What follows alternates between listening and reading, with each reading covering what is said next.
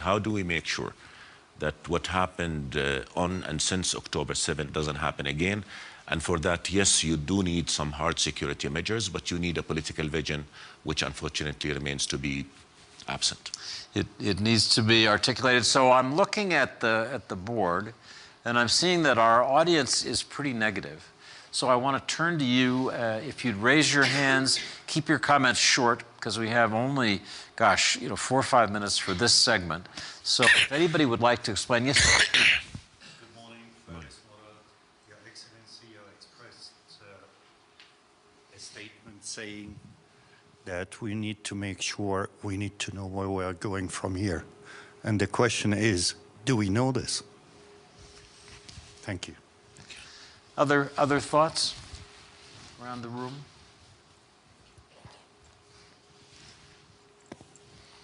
Ayman, what do you think? Thank you. I think we all know what we need to do. The question is, we're not short on ideas, we're short on will. As for how do we go forward to ensure a solution that will sustain the rights of, fulfill the rights of the Palestinian people and address Israel's legitimate concern, it is there.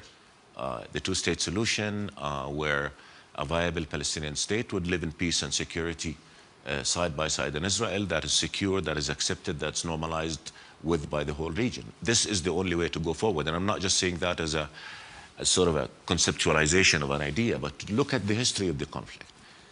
We cannot keep doing the same thing and expect different reaction. In the past decades, we just kept focusing on security, security, security without offering a vision, offering a future. And the result is we find ourselves in some sort of a violent cycles every few years. It happens again. So how do we make sure it doesn't happen? We need a solution that, again, fulfills the rights of the Palestinians, assure them that they will live safe, secure, dignified in their own state, and also assures Israel that it will be safe, accepted, and there'll be no threat to its security. And I think all of us in the Arab world, and I think a lot of our friends in Europe, in the region, in the US, we all want to have that solution. We all agree that the two-state solution is the only way to go forward. If it is not, then what is the solution? We're willing to listen, because you cannot just keep saying no to the two-state solution without putting something on the table. I think if Gaza taught us anything, if what's happening in the West Bank is teaching us anything, is that you cannot just continue to move forward without any political horizon that would make people feel that they have a future. So yes, there's a solution, but the will is not there yet, unfortunately. Madam. Hi, Kimberly Washington from California. There was a statement that was made by our newly appointed President Trump that Gaza is a demolition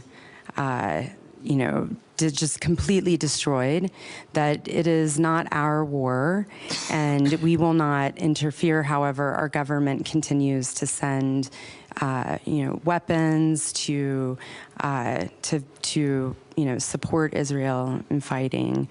I just have deep concerns. The amount of children whose lives have been lost, and women, and from an American's perspective, we look at these people as human beings, and there is very little support for the children. These are children now without schools, without many without homes, without parents.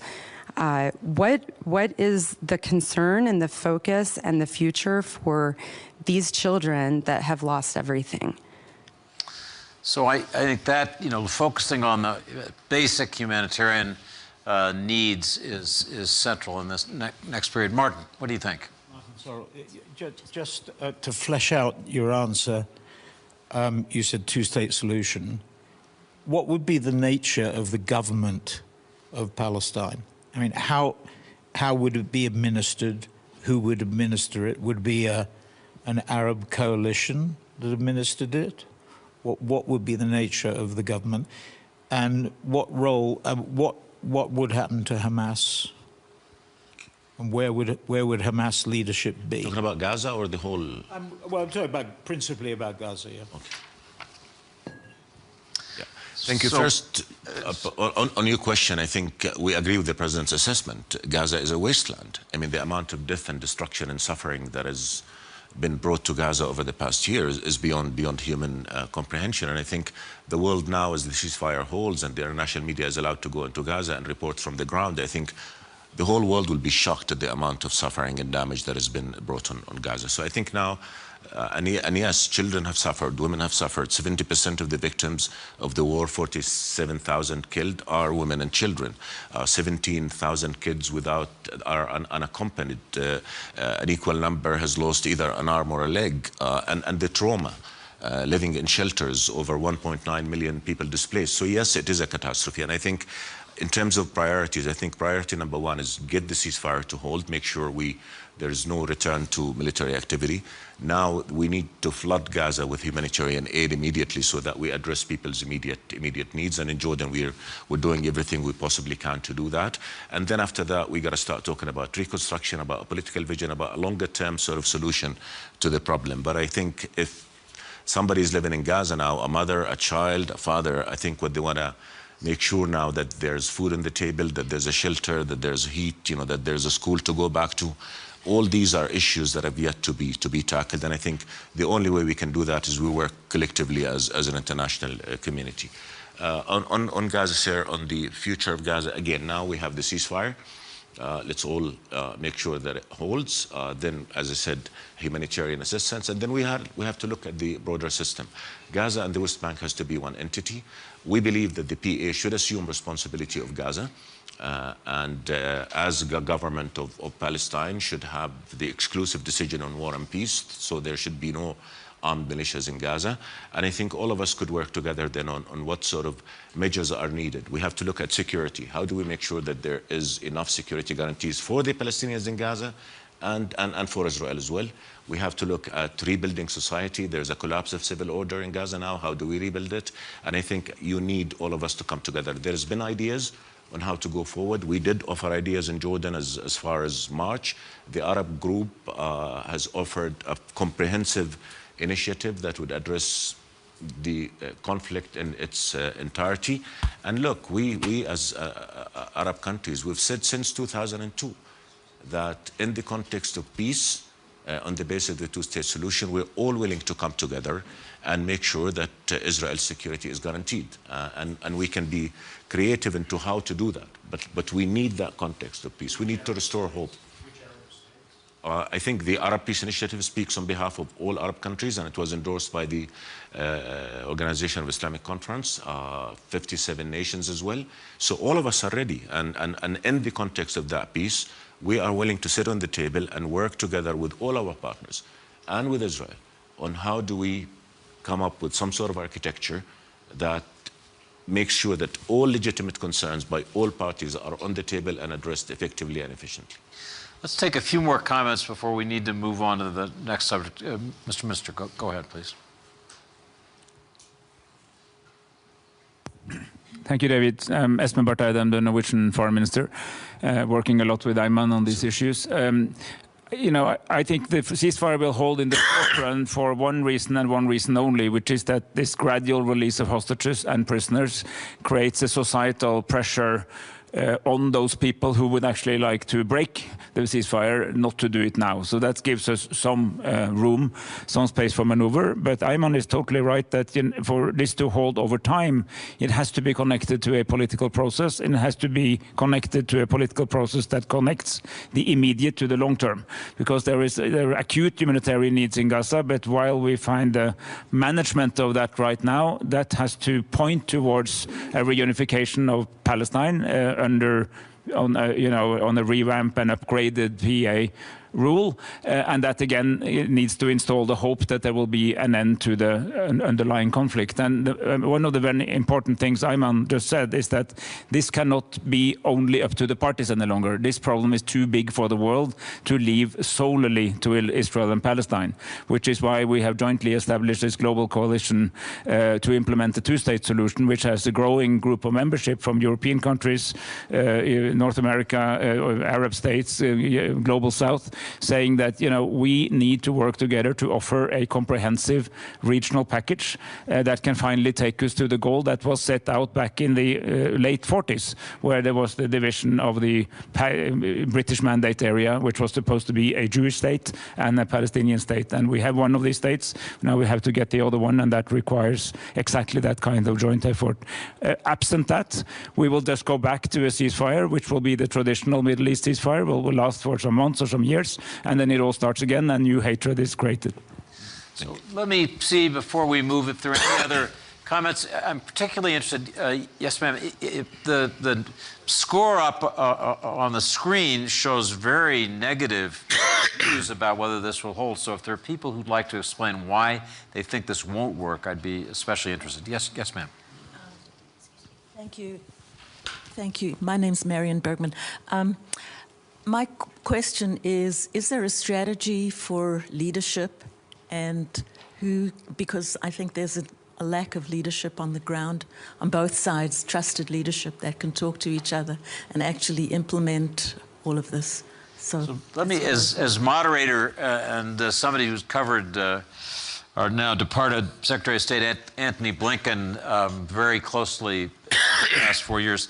Secretary Blinken last week gave a very unusual speech. Secretaries of State often don't say everything that's on their mind. In this case, he said everything. And if you read the speech very carefully, he, for the first time, publicly stated precisely what the U.S. view about the day after should look like. And so just very briefly, you know, you have this lawless area now in Gaza governed by gangs, as much as I can tell, with remnants of Hamas running around.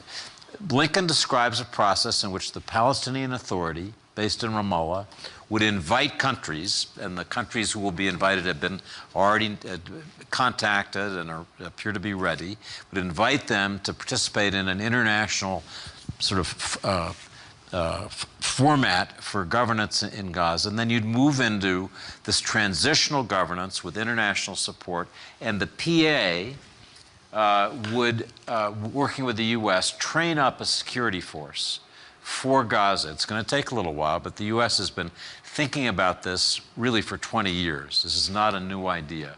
So they would train them. They'd be trained partly in Jordan, as Ayman knows. And over time, this U.S. and internationally supported, U.S. trained, vetted Palestinian security force would move into Gaza, take power away from gangs, and begin to have some real governance. That's the idea on paper. I don't need to tell the audience just how far we have to travel from that good idea from Secretary Blinken to reality. But that's the U.S. view. Whether President Trump shares it, I don't know. Sir, did you? Yes, please. Thank you very much. I wanted to talk about the day after and the future and what you're saying, and probably raising a case. I think we cannot compare cases, but the only successful case of nation building at the United Nations is East Timor. East Timor was devastated by the Indonesian army in the past. There was a lot of pressure for a number of countries for the UN to take this strong intervention. And Portugal, as former colonial power, Australia, New Zealand, and other countries paid the bill and actually built a nation like East Timor that now is a sovereign state. Can some of this be actually taken up as for the day after and for what you've just said about Blinken's ideas? And here is who should be the countries that actually did build East Timor in the case of the Palestine? Just wanted to say this. So is there a last comment on this before we move on to the next subject? We can come, we have a little time at the end if something occurs to you. Yes, please. Yes, ma'am. Hi, Your Excellency. Thank you. My name is Diana Haloum. I'm a Palestinian delegate from the D50. I actually came from the West Bank. So I would say the ceasefire call has been needed for very, very long. And I think this should have happened since day one.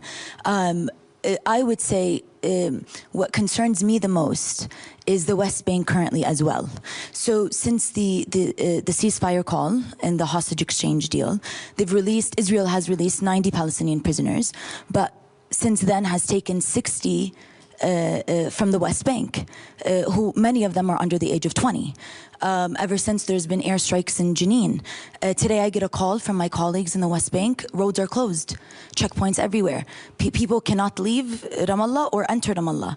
So my question for you is there a strategy in play with neighboring countries to also protect the West Bank? Because while we have all hands on Gaza, which is absolutely necessary, are we concerned also for the West Bank? Will we be at Davos next year having this conversation about the West Bank? Great question. Why don't we wrap up this first portion with Ayman responding? I know you and His Majesty have worried deeply about the West Bank as the next crisis. Just give us a minute of thought about where the West Bank is heading. Thank you. Before that, if I may, David, again, I think on Gaza, we cannot think short-term. Security approach alone will not solve the problem if we want to be practical and forget politics. Just ask the questions that are relevant to ensuring that whatever solution that is put on the table is going to work and deliver the objective. What is the objective? Is a Gaza at peace, the war ends, and then we have a political horizon for solving the problem. In order to do that, we do need a political vision. If we articulate that political vision, we can look at all kind of necessary steps to make sure that we move towards it, including, for instance, we could have a UN assistance mission. The PA will assume control over Gaza, but you know there's a lot of work to be done: reconstruction, rebuilding of institutions. The UN can help with that, and this will ensure that Gaza is part of the West Bank and part of what would be Palestine. But at the same time, the world is assured as well that there is others who are working and helping. And so there are lots of ideas. But I think, again, the key is, do we continue to think short term and just solve this problem only to face it again? Or do we really assess why are we here and what is it going to take to make sure that we're not here again? And my answer to that is a comprehensive solution that addresses the root cause of the problem, is that there is a Palestinian people out there that wants their freedom and state, and there is an Israel out there as well that is going to remain in the region, and we need to figure out a way for the two peoples to live together. None of them is leaving. So I think, again, but to my dear friend's point, is that left to their own, they will not solve it. This is a problem of global implications. We've seen the whole world dragged into this conflict. So I think it's upon all of us to agree on a solution and then force that solution. To the extent that we can, because other than that, we'll find ourselves here in 2-3 years. The West Bank has been on our radar from day one. As you know, we have a tremendous interest in the West Bank. It is on our border. If it could destabilize the whole region. And again, we've been working very, very hard, including directly with the Israelis, with our American friends, with our European friends, with the Palestinians, to make sure that the West Bank does not explode. Because if it does explode, then I think we'll be talking about even broader. There is a moment of opportunity in the region right now with all that's happening in Lebanon, Syria, the ceasefire, and I think we should not leave the fate of the future of the region to some radicals, some short-termists, some ideologically driven individuals and parties who just do not see beyond the moment. I think maintaining the security of the West Bank, making sure that the West Bank does not explode, is something of top priority, and it is dangerous what's happening there. And I think the whole world needs to take a deep look at what's happening. And again, with the same, I would say, vigor that we're looking at the ceasefire, we should also be working to prevent an explosion on the West Bank. So I want to turn now to our second set of questions. And we're now going to focus on the other conflicts in the Middle East, or some of them, starting with Lebanon. So the first question is, the ceasefire in Lebanon that was negotiated by the United States and France, which calls for the Lebanese armed forces to move into the areas that are being vacated by Israeli troops in the south, in place of Hezbollah, is that process working? I'm delighted to see 100% of the people think it's working. That's good, but we'll watch as other people register their votes. And we have a second question that maybe we can post at the same time. I'll leave that to our technical folks. Turning to Syria, where Bashar al-Assad fled the country, HTS, headed by a man who called himself Jolani, has been trying to form a government. And the goal in Syria is really to reconstruct the Syrian state, which has been in fragments. And so the question is, in the next 5 years, as Jolani tries to create a government, hopefully with international support, will we see a Syria that remains divided, remains in these little splinters, probably each supported by a different regional power, or will we see the country come back together less divided? Let me turn to Ayman on these two. Again, you've watched these with great attention. The long process, the Lebanese ceasefire. I remember when Prime Minister Mikati came to Amman, that's a moment where I thought, okay, this is really going to happen, and where we are now. And then your neighboring country in which you've been deeply involved and concerned, Syria, where you think that's going. Thank you. I think I was in Lebanon just a few days ago, and I can tell you there's a tremendous amount of hope by the Lebanese people that they can move forward in a better way and address all the shortcomings of the past period. The ceasefire is pretty much holding. There are violations here and there, but in general, it is holding. And we have a new president now that has been elected, so that is a very, very important sign to stabilize institutions and reactivate institutions. A new prime minister has been designated. So I think all the stars are aligned in Lebanon for us to be able to move forward in the right direction. The Lebanese army is key to not only sustaining the ceasefire, but also to maintaining peace in Lebanon. Therefore, I think it's incumbent on all of us to support the Lebanese army, provide them with the tools they need to be able to do their job. We in Jordan have been doing that. Others in the region and beyond have been doing that as well. So I think what you see in Lebanon is a very, very significant change, not just in terms of the ceasefire, but in the internal political dynamics of the country. And I think people are justified to be hopeful as, again, the top posts are being filled now and people are just tired of the uncertainty with which they've been living for years. And I think we can be optimistic about Lebanon, and I share our colleagues' optimism.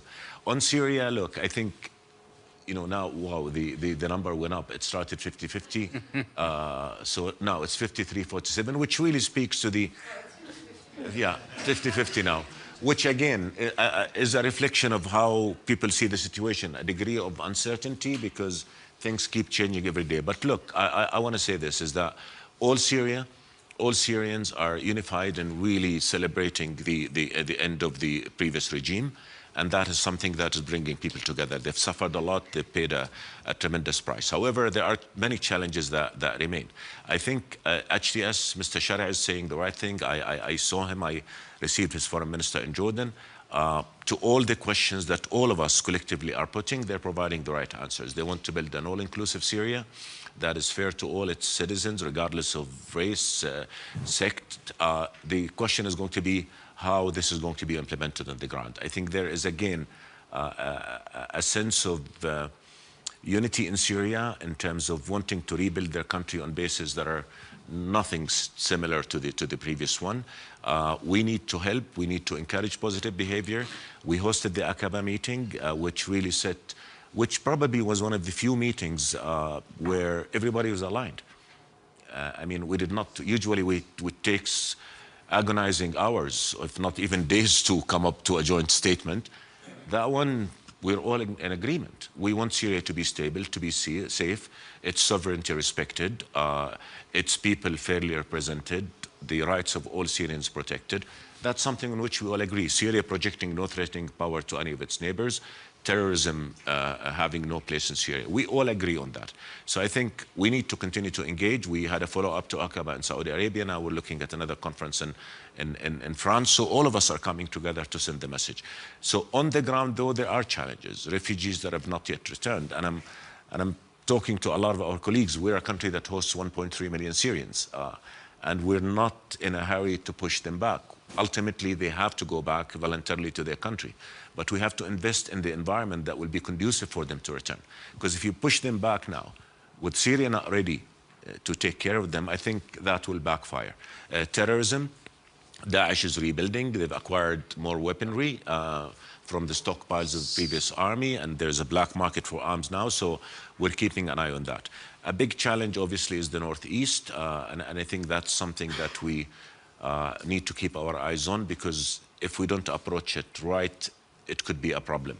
What the Syrians are saying is that they want the Kurds to be part of the country, just like any other Syrian citizen, equal rights and equal representation. And I think that is good. That's the only way to go. So there are challenges there, but I think if the HTS is able to implement the political narrative that they're telling everybody, I think we're in a good place and Syria will be able to move forward. So this is a town hall. Let's hear from all of you about what you think first about whether it's stabilizing, whether the ceasefire is working, what you're worried about, and then about Syria, whether this dream, Ayman put it well, of a country recreating itself is realistic. Who'd like to jump in on Lebanon and Syria?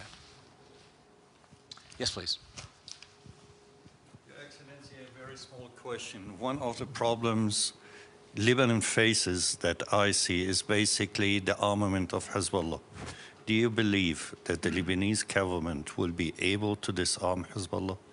So I'm going to, rather than turn them back to Ayman, I want to gather a bunch of questions and comments, and we'll come back to you at the end. Yes, ma'am. I know that people are very eager to live again. The only question is the Lebanese army able to buy arms?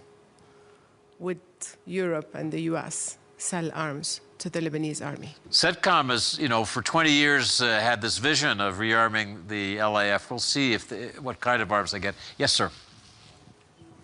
I'm Jeremy Fleming, the UK. Thank you very much, Excellency. So you asked for concerns. So two brief ones. Firstly, we've had no conversation about the risks and opportunities about the situation that Iran finds itself in today. I'd be very interested in a few thoughts on that. That's our next question. Okay. So we'll turn to that in Thank detail. you. And then secondly, whilst of course this is fundamentally about the security and well-being of people in the region, there are implications way beyond the region. If we look at the lessons from history, there will be a tide of radicalization that could affect stability of people movements, but also, of course, terrorism in Europe and beyond. So I'm wondering about the risks and concerns about that too. I know that's a deep worry for Homeland Security people in the U.S., that we're at the beginning of a wave of real unrest. Yes, ma'am, and then sir. Hello, so I'm Sharon. I'm a D50 from Israel, and we're talking here about the conflict in the Middle East and how we can achieve peace. And I think we can't continue this conversation without thinking about the youth in those countries.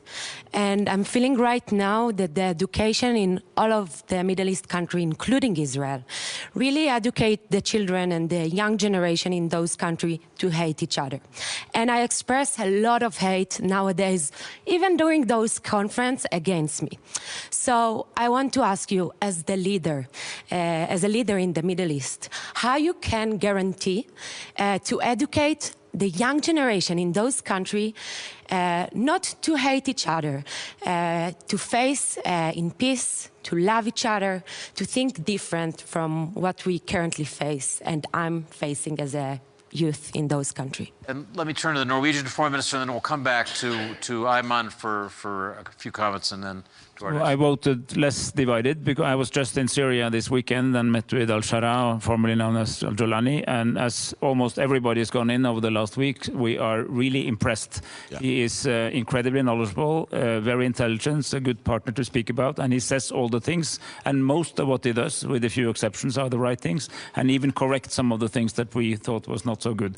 I think that's genuine. I also think that he has a thin layer of leadership, and it's a momentous task to unify that country. But I think as of now, 40 days or something after the fall of Assad, it is as good as it gets. And if the world community decides it will go wrong, we will probably be right. But if we try to give them a chance, I think it might actually go in the right direction. Will be good for Syrians, for Lebanese, for Jordanians, for Israelis and Palestinians, because that also is a geopolitical shift of major implications, including because it reduces the influence of hardliners in Iran in the region. So I vote for less divided, and I think I'm a moderate, cautious optimist on Syria. As good as it gets. Ayman, last word on this? Yeah, thank you. Again, I share my friend's assessment of the new administration in Syria, but again, remember, they've been there for almost only 40 plus days.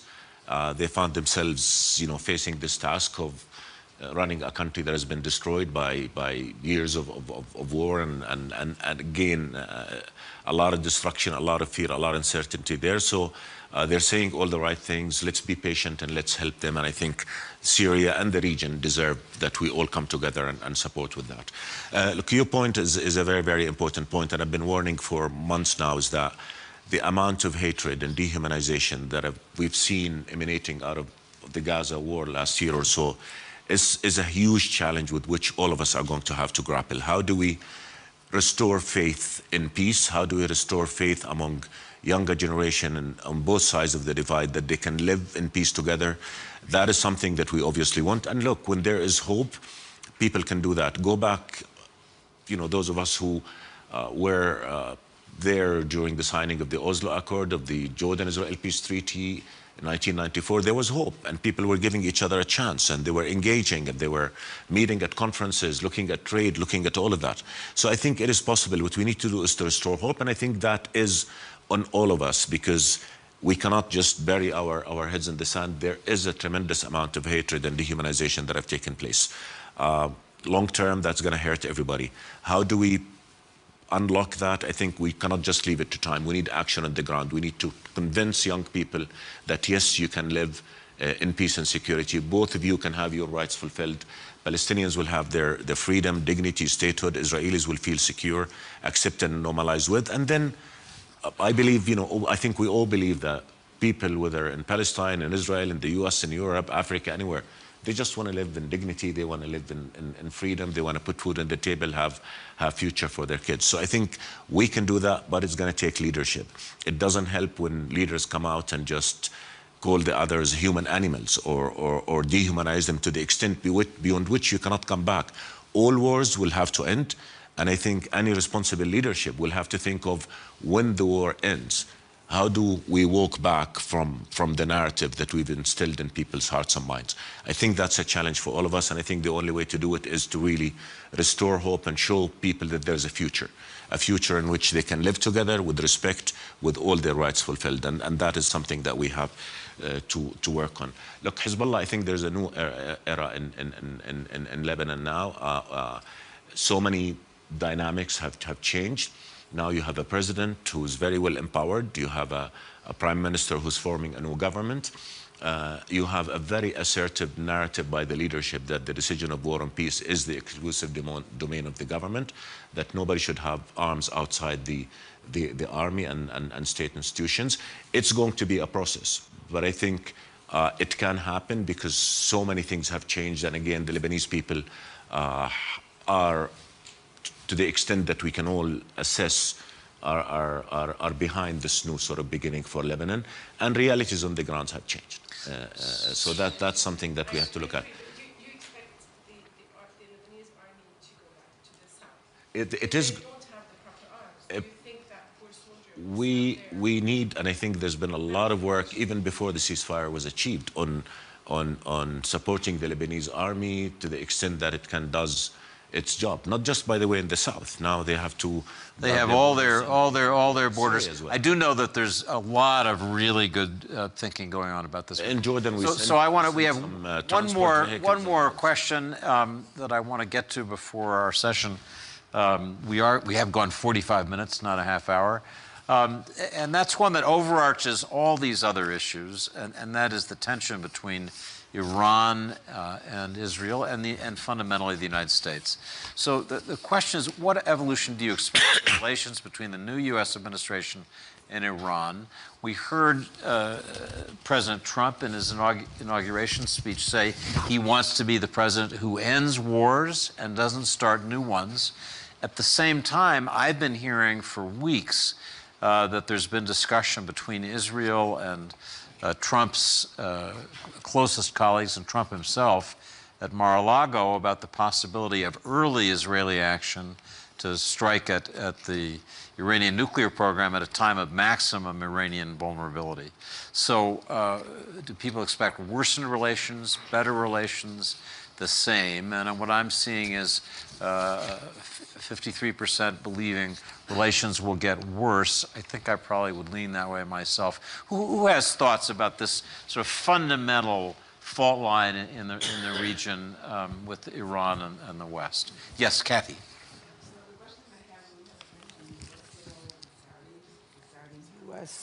The Saudi-U.S. relationship, which is very strong in really generating some kind of a game-changing, injection of a new dynamic into the region.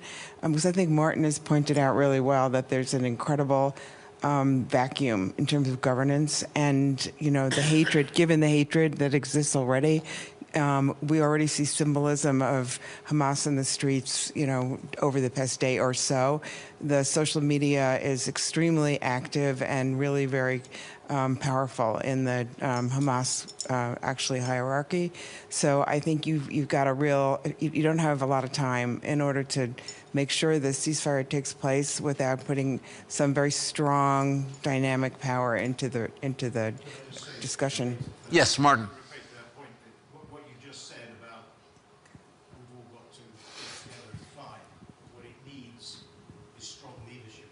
At this point, the strongest leadership that came before October the 7th, in fact, October the 7th may have been a reaction to it, was Saudi normalization with Israel. And I think the key point, we hear wonderful words, but actions speak louder than words, and there has to be a motive force. And it's the same in connection with Iran. And the Saudis' activity is related to that issue too. So is there anybody here who thinks that President Trump, ambitious, my friend Rahm Emanuel wrote last week that his real dream now that he's gotten elected president again is to win the Nobel Peace Prize, that he might have in mind the very biggest deal, which would be a deal with Iran that would alter this story we've been watching since 1979. Anybody here who thinks that's in Trump's vision? I'm just curious. Personally, I believe the biggest deal for Trump is to have the Abraham Accord. Yes. That's the biggest deal. With Saudi Arabia. With Saudi Arabia, yeah. Exactly.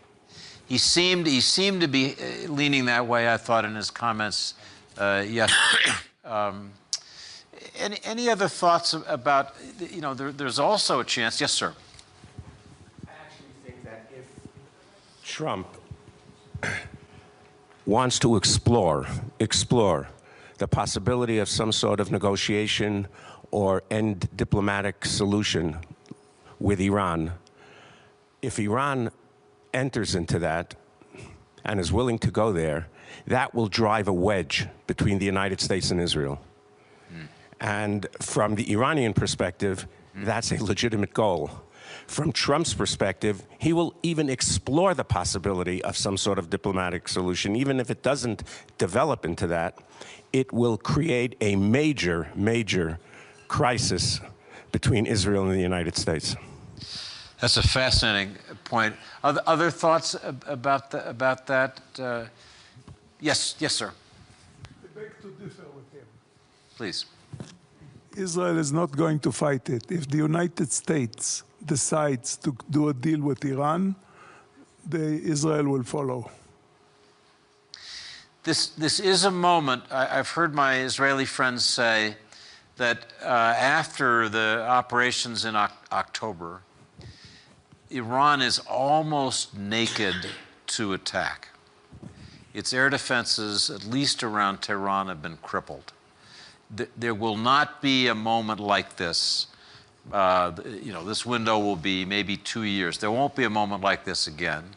So why not take advantage of it? That's how the argument goes. And I think that's why there's some anxiety that we're heading toward a possible period of direct Israeli-Iranian conflict aided by the United States. Ron Dermer visited Mar-a-Lago 3 times after the election, Ron Dermer being the closest advisor to Prime Minister Netanyahu. What did he go to talk about? Well, I have a guess. Saudi deal was part of it, but I think... That's what he went to talk about, not about... Israel does not have the ability to take out the Iranians' nuclear facilities. Only the United States has it. Do you think that's, so, okay, that's it. Any other comments before we go to Ayman? So I'm getting the end it. This is like the, okay, like a hangman's noose. That means, Ayman, you have 1 minute before I get thrown out. We don't have enough time to go over such deep and complicated issues in 1 minute, but I would say the following is like, Saudi is playing a very key positive role in trying to bring about comprehensive peace to the region, not just in relation to Palestine-Israeli conflict, but also to the whole other dynamics in the region. And we work very, very closely together, and I think they will continue to play that positive and constructive role. The president said he wants to be a unifier and a peacemaker, President Trump, and we believe he could do what probably others couldn't have done in the past. He could bring about the peace that has eluded us for many decades now. And in us, he has a partner because we are aligned that bringing about that comprehensive peace is in the interest of everybody. So we're willing to work. We're going to work with the new administration, offer solutions, be extremely positive, and hopefully President Trump will deliver what others could not deliver over decades of conflict. So, but we have to, all of us, engage and come together and again start from the end. What is it that we want that will bring about the comprehensive peace that we all deserve and need in our part of the region? So we need to have honest arguments, put everything on the table, and just see how we can move towards that. Look, with Iran, you know, we suffered a lot when Iran fired its missiles. I mean, a lot of them fell in Jordan. More Jordanians were hurt than Israelis actually in the last round of attacks because we're obviously we're the root there. So we have an interest in making sure this doesn't happen again. And I think to Iran, in all our engagements with them, we've been very, very unequivocal. Look, we all want to live in peace in the region on the basis of non-intervention in the affairs of other, in terms of respect for the other. And we told them to get there are real issues which we have to put on the table. You cannot just put it under the carpet and move forward. So we do have issues with Iran that need to be settled. But on Israel-Iran dimension, what I would say is what His Majesty has been saying for years now. If you solve the Palestinian-Israeli conflict, then what logic would Iran have to come and say, I want to pick a fight with Israel or have this and that with Israel? If you take the argument away from them, then the whole region is going to be looking at what Iran is doing, you know, in other parts of the world. And that argument will not be there anymore. So I think, again, it all comes back to solving the essential issue in the region, which is bringing about Palestinian-Israeli peace. And that would open the door for full peace in the region. That will benefit everybody. And I think status quo politics that prevailed for a long time before October 7 cannot come back again. I think, again, I say there is a tremendous opportunity now for us to move forward in the right direction, but it takes leadership, it takes solution, and I think we do need the very active role of the U.S. and other friends in Europe and elsewhere. That's a perfect way, I think, to end this session. I just make one brief comment in summary. I sense a split between our hearts and our heads. Almost everyone has expressed a version of optimism and hope about the developments in the Middle East. And yet when we had to vote about whether we think ceasefires will hold and progress, there was a pretty pessimistic view. So we'll resolve that over time. Thank you so much for coming to this interactive town hall. Thank you, Ayman.